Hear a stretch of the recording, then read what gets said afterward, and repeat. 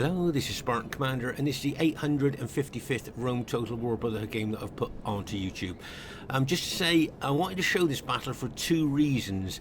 The secondary reason is because we're playing a lot of battles on new battle maps now, and this is one of our new battle maps, and I think this map seems very, very popular. So I wanted to show this this battle on this map so you could see how good this map is, you know, something a bit different.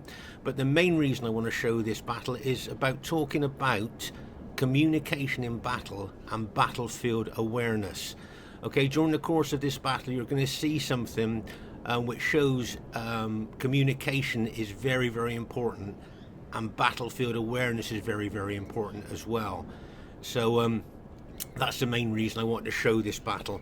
Okay, so on this map, we'll have a look at the map first. You'll see that there's undulating ground on this map, which I always think is a bit, you know, something a bit different there with the higher and lower points of there. And then you've got the woods here, look.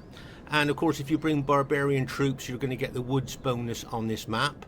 So I always think that's something different. And as I say, if you just look at the undulating ground as well there as the woods bonus there for barbarian troops, I just think this map seems to have quite a lot of good things on it, and the feedback that I've had from players who've played on this map seem to like this map quite a lot. Okay, so you've got the woods area there for the barbarian troops, woods bonus, but also look, you've got the big open plains. If you want to go out and fight on the open plains, like, you've got that as well. Once again, as I say, I know I've mentioned it a couple of times, you've got the undulating ground, and you've got this massive rock feature here, which to Team 2 can be very, very useful. And look at that massive dip there. That's quite a big dip. Imagine attacking uphill up there. I mean, that's quite a steep hill.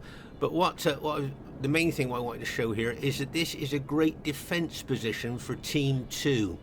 Okay, imagine there if the enemy troops were formed up there facing down the slope there. Their right flank is completely anchored by that rock formation. Enemy troops can't get up there, so that their right flank there, as I say, completely anchored by that rock formation there. Okay, and also you'll notice that that rock formation is on higher ground as well. If we look here, so if you attack, you're going to be attacking up the hill or up the slope there, whichever you want to call it. So that rock formation is, say, on higher ground. If you think you're going to get round behind them and attack from behind, look, there's an actual hill there as well. In fact, you've got two hills. So if you attack from the rear, you're going to have to attack up this slope or up this hill first. Then you get a little bit of flat ground there, and then you've got the secondary hill to attack up as well. So if you think you're going to attack them from behind, it could be even more difficult there. So I say that's a really good defensive position for Team 2 to set up if they want to, and that could be a hard nut for us to crack if we decide to attack. So as I say, this map is one of our new battle maps, and it seems to be very popular. Okay, our first teammate is Brotherhood member Punisher. Now Punisher's got 13 chosen axemen, 3 berserkers and 4 cavalry. Okay, 13 chosen axemen, 3 berserkers, 4 cavalry. And there's a chosen axeman there. Remember, those axes are effective against armor and can cut wide swathes through heavily armored troops like Roman infantry. So they're always a good unit to bring. And then we go to the infamous berserkers there. Okay, remember, look at the upgrades he's got on the 1, 2, 3. He got 7 upgrades and experience, stripe, gold shield, gold attack. Remember, these guys got those effective against armor maces. They got a big attacking specifications and a massive fear factor. Remember, that fear factor takes morale away from enemy troops, destabilizing them, making them more susceptible to routing. And these units are arguably the most powerful units for their size in the game. So it'd be interesting to see how he uses them during the course of the battle. And I think he's gone for the Gothic cavalry. Check the specifications of this Gothic cavalry. You'll be surprised on how good it is. There's his Germanic general there. And as I say, the Gothic cavalry is pretty good. So I think that's a pretty good Germanic army there. It'd be interesting to see how Punisher uses it during the course of the battle. Okay, our next teammate is Brotherhood member Aurelius. Now Aurelius has got 6 cavalry, 4 archers and 9 infantry. Okay, 6 cavalry, 4 archers and 9 infantry. Check out the upgrades on his infantry there. 1, 2, 3. Looks like he's got 7 upgrades, an experience stripe, gold shield, gold attack on, I believe, most of his infantry. And his cavalry has got 7 upgrades on as well. An experience stripe, gold shield, gold attack on his cavalry as well. So I think that's a pretty good tried and tested Aurelius army there. If we go down below the woods canopy there to find our next teammate, and that is someone who's called himself OTD Chimrazig, but is in fact Scorpion King SR. Now he's got 6 archers, just 8 infantry and 6 cavalry. Okay, so he's just got 8 infantry. I'm guessing he's put good upgrades on that. Yep, he's got 7 upgrades on his infantry, an experience stripe, gold shield, gold attack on his infantry. So that's good, but only 8 infantry there. A quick look at the upgrades on his cavalry. And he's just got 7 upgrades, an experience stripe, gold shield, gold attack on his cavalry. So that would be a tried and tested Scorpion King army. Now remember, Scorpion King's got no saved armies. He builds his armies specifically for individual battles. And our last teammate is myself, Spartan Commander, who's got 15 infantry and 5 cavalry. Okay, 15 infantry and 5 cavalry for me. So there's our team. It's got the potential to be a cracking battle with a message about communication and battlefield awareness built into this battle. And here is the other team. We have Brotherhood member Schemer. Now Schemer has got 13 infantry, 1 archer and 6 cavalry. Just like to show you here that he's got obviously his infantry general for the general morale bonus there. And he's got an eagle unit as well for additional morale bonus there. It's always handy to have those morale boosting units within your infantry. Keeps them fighting longer. And let's have a quick look at his cavalry. And he just got gold shield, gold attack on his cavalry there. So that would be a tried and tested Schemer army there.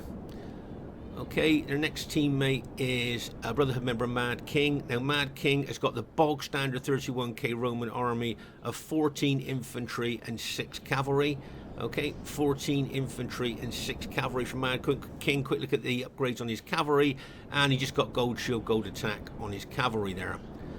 Okay, their next teammate is Brotherhood member Vycox. Now Vycox has got 4 cavalry, 4 archers and 12 Spartans. Okay, so an unusual army there to have 4 cavalry within it. Quick look at the cavalry there, and it's not light cavalry there. You can see he's bought the general bodyguard unit, so these guys will have 2 hit points on them there, and as I say, he's got 4 of them. Fast moving units. And also, it's something unusual, he's gone for the cheap medium archers there. He's just gone for the cheap medium archers there, so they can they're medium range archers, and as I say, they are the cheap ones there. And he's got 12, as I say, 12 Spartans there. So it'd be interesting to see how he gets on with them during the course of the battle. Okay, their next teammate is last teammate is Brotherhood member RTW player Fesson. Fesson's just got 8 infantry, 4 archers and 5 cavalry. Okay, 8 infantry, 4 archers, 5 cavalry. Okay, quick look at his infantry there. He's only got 8 of them, but if you notice, he's put an experience stripe on them, gold shield, gold attack.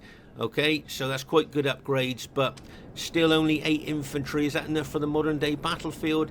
And if you look at his cavalry here, the upgrades on his cavalry, 1, 2, 3, 4, 5, 6. He got fully upgraded Praetorian cavalry. 3 experience stripes, gold shield, gold attack. That takes them out of the elite bracket into the super cavalry bracket. Could those guys be a battle-winning troops? Well, we just have to see as the battle unfolds there. So there is the enemy team. It's got the potential to be an absolute cracking battle, and I hope you enjoy it. Okay, at this very, very early stage of the battle, we'll see Scorpion King moving his army forward. I think he was hoping to catch Fesson there. But as you can see, Fesson set up his army a long way back in the setup area there, so he won't be able to reach him. This is a nice move by Vycox, bringing his cavalry over there to maybe neutralise any possible cavalry attack onto his teammate. And as I say, you can see Fesson moving his infantry and cavalry over towards that rock feature, which I got a feeling the enemy are going to set up on. You can see Vycox has already got his Spartans there moving up onto the hill there where the rock feature is. And as I say, it wouldn't surprise me, or you can see Mad King already moving his Brutio army up onto the hill, and you can see Schemer moving his troops up on there as well. So make no mistake, they're gonna make the most of this defensive position here, and this could well be quite a hard nut for us to crack.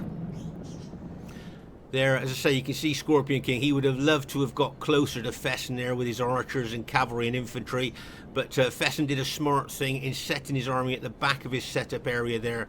He probably guessed that Scorpion King may well have gone for him there. And as I say, you can see the enemy team all moving towards this feature, this rock feature here. And as I say, you can see them starting to form up. And as I say, with that rock being the right flank there, anchoring their right flank there, that is a big advantage, and being on the higher ground as well. This is a really good position for Team 2 to set up if they want to be defensive. And as you can see there, it looks very much like they're going to do that. Remember though that when your team goes defensive, you automatically hand the initiative to the enemy, because you can only react to them. But with a really good defensive position like this, I think that could well be a good tactical move. See, as I say, if we want to attack, we have to attack up this slope, up this hill, if you like. The only weak spot maybe of this defensive position is this flank here. Maybe this is an area we could look to maybe attack there. And as I say, we looked at the rear of this defensive position earlier, and as I say, there's two kind of slopes that you'd have to attack up. But there you go. As I say, you can see Fesson's infantry is now arriving onto that slope. If you notice, he's walking his infantry there. That's so he's not tiring them out too much when they get there. And here you'll see that I'm moving my infantry and cavalry, my entire army, over towards the rear of that defensive position. Okay, and there's a tactical reason for this. What I'm thinking is, if I move my army over to the rear of this this defensive position that the enemy team have taken up, so if I move my army over here, then that means that they've got to watch my army as well as watching my allies' armies. So what I'm thinking here is trying to get them to look both ways, if you see what I mean. Try and maybe cause a little bit of confusion maybe there. And if all my allies move round to the front of this defensive position here, then they're going to have to be looking forward, and with my army in behind them, they're going to be having to watch behind as well. So as I say, you'll see me move my army in behind this defensive position. Okay, at this stage of the battle, you'll notice that I am walking my troops. And you're a player to Rome Total War, can you guess why I'm only walking my troops and not running them? Okay, newer players to Rome Total War, why am I walking and not running? Any idea why that is? Okay, as you can see, I'm moving towards the enemy lines there. But what I want is my troops to be fit and ready for fighting. If I had run them all the way over there, they'd have probably been exhausted when they reached the position, and they wouldn't have been suitable for fighting. I want to show you a good teamwork move here by Punisher. Can you see he's moving one of his mini armies with a Berserker unit and Chosen Axemen in over to help my army? Now, I didn't ask for him to do that, so he's done that off of his own initiative, and I thought that's a great bit of teamwork there by Punisher to try and you know, come over and give me a bit of support there with that mini army. Here you'll see Aurelius has got his archers there shooting into the enemy troops there. So that's quite a good position there to put his troops. It's a little bit higher. Let's see, the ground's a little bit higher there. So hopefully that'll give his archers a little bit more of elevation there, and their arrows will do a little bit more damage maybe, possibly. But you can see the enemy are still higher there than Aurelius's archers. So in an archer battle there, of course, the higher ground archers will win because they've got that downhill bonus. Their arrows will go further and do more damage. Okay, but you can definitely see the enemy has set up a defensive position there, and you can see my allies moving towards them there. Okay, but here, as I say, my allies here, Aurelius and Punisher, looking like they're moving out to the left there, maybe to look to do a flanking action onto the enemy team there. So that would be quite handy if they could do that. Okay, but as I say, at the rear here, myself and that mini army of Punishers are working our way in behind the enemy team. As I say here, the reason I'm doing this is just so they're going to have to be looking both ways. Don't worry, I realise that I could be isolated there, but if they heavily attack me, I should just run. My troops are fresh, look, or just warmed up, so they'll be able to run away from the enemy troops if I'm attacked very heavily. Okay, so as I say, I am aware that I am isolating myself there, but I am, you know, I've actually got an escape plan for if I'm heavily attacked. And as I say, with Punisher's mini army, with my army as well, that's going to strengthen my force there. Okay, now as I say here, you can see the enemy, as I say, have set up in this really good defensive position here. And this, as I say, this will be a hard nut to crack here. Okay, you can see Aurelius here moving his archers forward there, trying to target the enemy archers. There, a bit of archer action there, but as I say, the enemy archers are on higher ground, so they will do more damage there. Okay, another thing I want to show you is a great move by Vykox. Can you see he set up a Spartan battle line there in front of his allies? Now we know Spartans are very difficult to break through, especially attacking uphill. So that is almost an impenetrable spear wall there that he set up. Bearing in mind that we would be attacking up that slope if we tried to attack that head on. So as I say, nice defensive move there by Vykox, putting that spear wall, Spartan wall if you like, in front of his allies. And also here, can you see, I want to show you something else here, good positioning of cavalry, okay, by Schemer and Mad King. Can you see here, both Schemer and Mad King have put their cavalry right on top, the highest point of this slope. Okay, so that means that if they attack from that position, they're going to have a massive downhill charge bonus into enemy troops. Okay, so if Schemer goes that way, say into my troops, he's going to have a massive downhill bonus there. And if Mad King attacks that way, he's going to have a massive downhill cavalry bonus, charge bonus as well. So, or sideways, look, because they're, you know, they'll still be going downhill if they charge around to the left flank there. So that's good positioning of their cavalry there, where they're going to get the full downhill cavalry charge bonus. As I say, you can see myself and Punisher there still moving around to the rear of the enemy team. And there you'll see Aurelius looking like he may well be moving out to that left flank of the enemy team there, which could be the weakest part of this defensive battle formation they've set up. Make no mistake though, this will be a hard nut to crack. And as I say, this battle is about looking at this map, as it seems to be a very popular battle map, but also we're going to be having a close look at communication in battle and battlefield awareness as well, which I hope you'll find interesting. Okay, at this stage of the battle here, you will see that Punisher and Aurelius's cavalry there, Punisher's army and Aurelius's cavalry, have got round the left flank of the enemy there, and you'll see that Schemer's moving his Scipio army back a little bit, plus Vykox has moved some of his Spartans out there to defend that left flank of their defensive position there. Okay, you'll see Scorpion King here using his cavalry general unit there to attack enemy archers. Always very effective, very efficient there with that particular unit.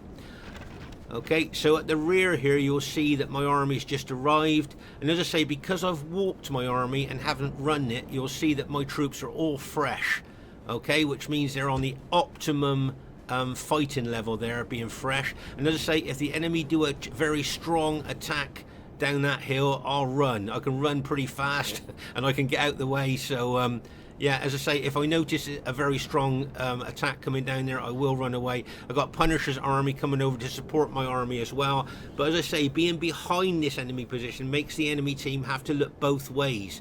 Over here you'll see that Fessen's got his cavalry in the woods. Now I'm going to have to be very aware of that, because he may well try and smash into the flank of my infantry there. So you've noticed that I've moved my cavalry over to that flank. Okay, so that if Fessen does try and attack the flank of my infantry, I will counter-attack with my cavalry, which I've set up there on that particular flank. Okay, so as I say, if it's a very, very strong attack downhill, I will just run away. So that's my tactics and strategy there. But as I say, you got Fessin facing me there, and you got, as I say, my allies here being very active, moving around in threatening positions here, keeping the enemy watching the forward part of their battle formation there. And of course having to watch the rear as well with my army there as well. As I say, Scorpion King's been using that general unit of his quite effectively there at attacking enemy archers. Okay, so at the rear of the enemy's battle formation here, you'll see that Schemer's moving his cavalry, his Scipioid cavalry, down the hill there towards my infantry battle formation there. Okay, so I don't feel over-threatened yet. I can see Fessin moving his 8 infantry down. Okay, but here I've got reinforcements coming in with Punisher's mini Germanic army. Okay, so there's going to be a bit of pilot exchanging going on here. Okay, you can see there I'm throwing pilots into Fessin's infantry, and of course Fessin will be replying with pilots into my forward units as well. Okay, so as I said, you can see my army is going to be attacked now. Now there's a lot of enemy cavalry here, but there you can see, so we've got Fessin's 8 infantry. Okay, and then you've got Mad King's cavalry, and you've got Schemer's cavalry there ready to attack. Plus you've got Vycox's armoured general units that try coming in on my flank. I've got my cavalry there ready to counter-attack any cavalry attacks coming in. Plus, as I say, I've got Punisher's mini army there with that very important berserker there, which will lower the morale of enemy troops. Okay, so as I say, they're looking to attack my troops, but you can see my allies are being very active, keeping them looking forward there. But if you notice here, with the enemy looking to attack my army at the rear of their defensive formation, and them having to keep troops to face the front of the battle formation, can you see that there's a big gap appearing in their armies there from my Germanic ally and Aurelius's cavalry? Look at that gap in between the enemy's armies there, if you like. Maybe Aurelius and Punisher get in between that gap, and then charge either downhill into those troops or up the slope into the rear of those enemy troops there. But you can see a massive gap has opened up between the enemy team's armies there, which we might be able to exploit. That was one of the reasons I went around the back there, to hopefully like kind of cause a little bit of confusion, a little bit of, you know, where they're going to have to watch the rear and the front as well. Okay, so you can see the enemy moving a couple of Spartan units down there as well. Right, pause the game for a second here. So what I'd like you to do in a few minutes is concentrate on these Spartans here. Okay, can you see 2 Spartan units there? Okay, please make a note of those, and please make a note of Mad King's cavalry as well. Okay, just make a note of those 2 at this stage of the battle. Okay, you can see Fessin moving forward. Fessin can be a very aggressive player. Looks like he's going to attack my forward units there. Plus, you've got Schemer's cavalry probably going to charge in as well. And plus, you've got those armoured cavalry general units of Vycox's there. So, my army is going to be attacked, but I don't feel it's going to be an overwhelming attack. And I've got Germania army units there to back me up. Right, there goes Fessin's infantry. Right, here comes Schemer's cavalry. Get ready for this, and bang! As he smashes into the forward units. Right, here comes Mad King's cavalry. Now, is he going to charge in, do you think, or do you think that he's going to be worried about the pilot damage that he could suffer if he does charge his cavalry in there? Can you see Mad King's Brutio cavalry looked like it was going to charge in? He decided to halt that cavalry charge, and he's going to take his cavalry back up the slope there. Can you see that? Pause the game for a second here. Okay, so you can see here, this is a great bit of support by Aurelius. Aurelius is bringing his cavalry. Remember, he had his cavalry over there. He's coming over to help me, and he looks like he's going to attack Fessin's cavalry there to stop Fessin from attacking my my infantry there. So that's a great bit of support there by Aurelius. Okay, so I can see that's what he's going to do there. And as I say, Mad King there decided to charge in, but decided not to, and is taking his cavalry back up the hill. Here you can see our Germanic ally Punisher attacking there. You can see Schemer's moved his troops further up the slope. Here you can see Vycox Greek cities attacking there, and you can see that Aurelius has pulled his infantry back from that attack of Vycox's Greek cities. Over here you'll see Scorpion King being his normal aggressive self and really pushing his infantry and cavalry into those 2 Greek city units. So we're putting a lot of pressure on the front part of this battle formation. But if you notice here, can you see all of Schemer's infantry and all of Mad King's infantry are just sat there, fresh, fully piloted, ready to throw those pilers into us there.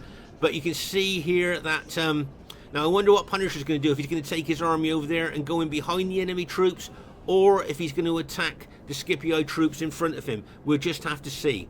Okay, but you know, I was talking to you about communication and battlefield awareness. This is something I want to show you at this particular part of the battle and at this particular part of the battle map. Okay, here you can see the Greek city units charging, those cavalry units charging into my cavalry there, and now pulling back out.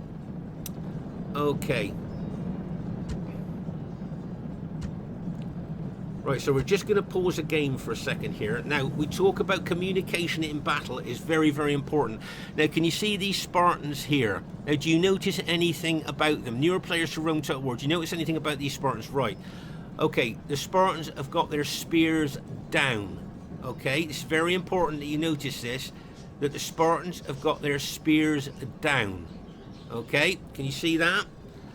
Alright, now what I would like you to notice there, the Spartans have got their spears down, and can you see that Mad King's Brutii cavalry are about to charge through his Spartan allies, through his allies' Julia army, and smash into my infantry.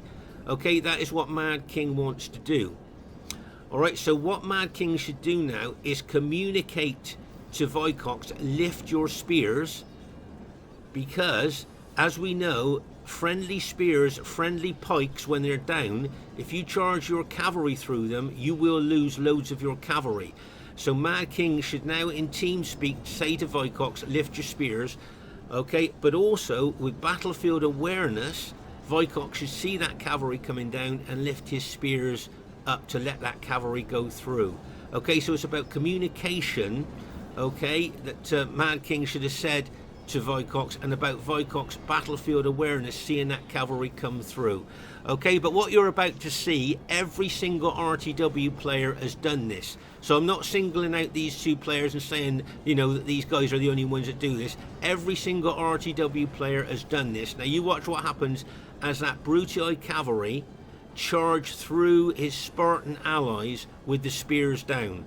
Okay, and just to reassure you that every single RTW player has done this, but this is a good example which I wanted to show new players. Okay, so the Spartan spears are down, and the Spartan allies, that Brutii cavalry, is going to charge through those Spartans there.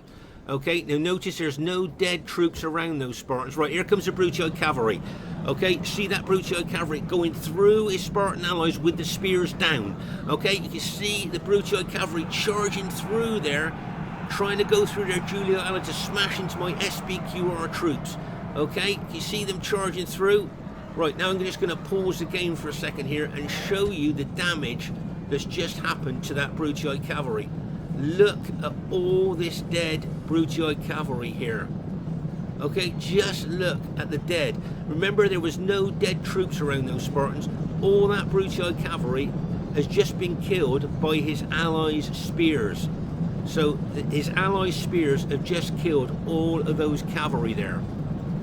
Okay, and just to say, all of us have done this in the past, so I'm not singling out these 2 players. It's just an example of what we have all done. Okay, so as I say, you can see the Spartan spears were down. Mad King charged his cavalry through those spears, and he's lost more than half of his cavalry on friendly spears. Now, this can affect the morale of a team as well, because I think probably both Vycox and Mad King were saying sorry to each other there, because obviously Mad King should have said to Vycox, lift your spears. I'm not in their team, so I don't know whether the team talk, what the team talk was about there. But Mad King should say, lift your spears. But also Vycox maybe should have noticed that that cavalry was coming down there, you know, battlefield awareness there. But as I say, that was just an example of what we've all done. Right there, you can see that Julii cavalry coming in on my flank. Look, and bang, as that charges in there. You can see those 2 Greek city units, those 2 Spartan units coming in as well. there, but you can see I'm counter-attacking that Julii cavalry with my cavalry there, and my infantry and cavalry there has managed to repel the attack of enemy troops there. Okay, so that's what's happened there. But as I say, you could see that the damage that's happened to that cavalry from friendly pikes, friendly spears there. Okay, so as I say, that's something I wanted to show in this battle there. Battlefield awareness and communication is so essential in battles there. Right, now here you can see a Punisher's Germanic army there coming up. It looks like it's going to attack the flank. There you are, you can see Mad King's cavalry was so battle depleted, losing so many cavalry on those spears, that their morale was so low. Did you notice how quick they routed? Because they'd lost so many men there, that those cavalry units routed really quickly.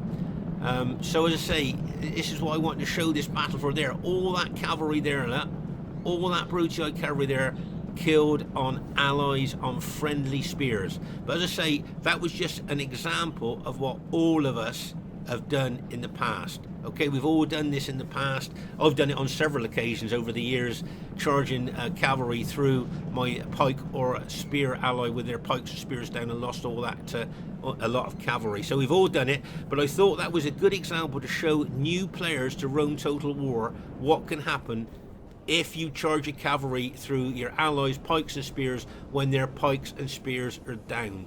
Okay, I am now going to advance up this slope, looking to go into the rear or flank of the enemy troops there. Okay, over here you'll see our Germanic ally moving forward towards them. Now that, what you just saw, the communication and battlefield awareness problem that happened there, that can now affect the morale of the team as well. Okay, that can have a morale effect, and we'll see if the enemy team will hold or whether it may well admit defeat. Right there you can see our SBQ, our ally Aurelius, charging into the flank of Schemer's Scipio army. You can see the Germanic troop. Right, okay, the two Berserker units have now been activated, and all the Germanic troops and cavalry are charging into Schemer's flank. You can see Schemer counter-attacking with his cavalry.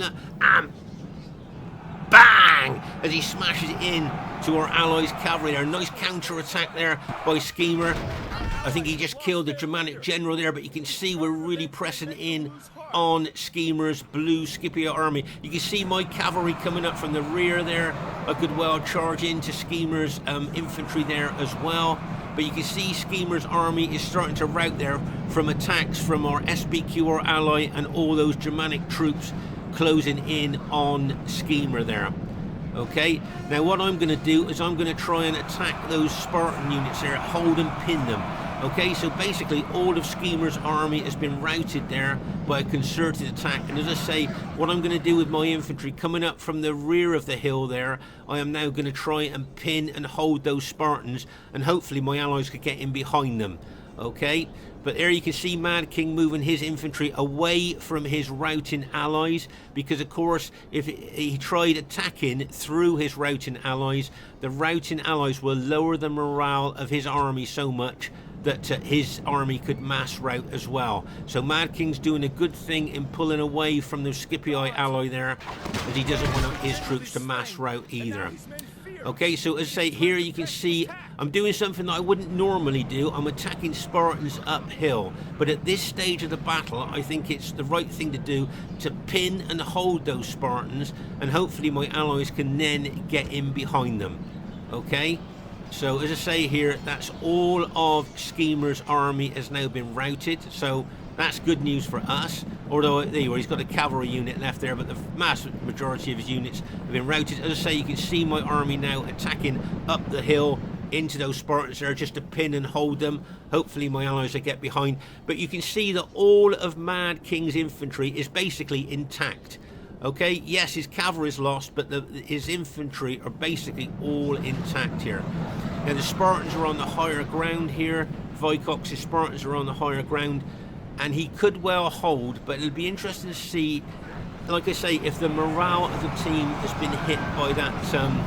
There you are, Vycox has just admitted defeat. Now, whether he admitted defeat because he thought the battle was over there, or whether he just felt a bit morale depleted from that that lack of communication and battlefield awareness we saw earlier, I don't know. As I'm not in a team speak, I don't really know that. But here you can see all of Mad King's infantry is still, as I say, intact. Now, he may well feel that the battle's over and he's just going to admit defeat, but we'll just have to wait and see. Bearing in mind he's got all his infantry still left intact there. There you are. Now he's just admitted defeat as well. So as I say, I don't know whether it was a morale drop due to what happened earlier.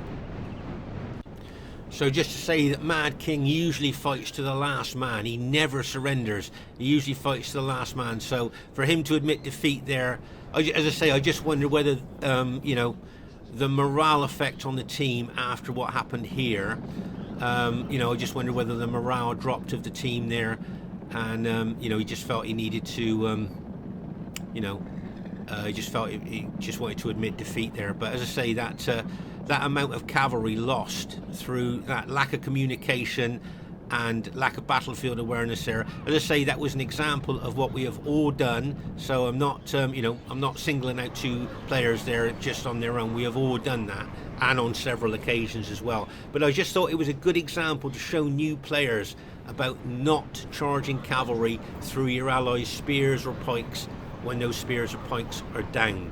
Okay, so it's a good example there.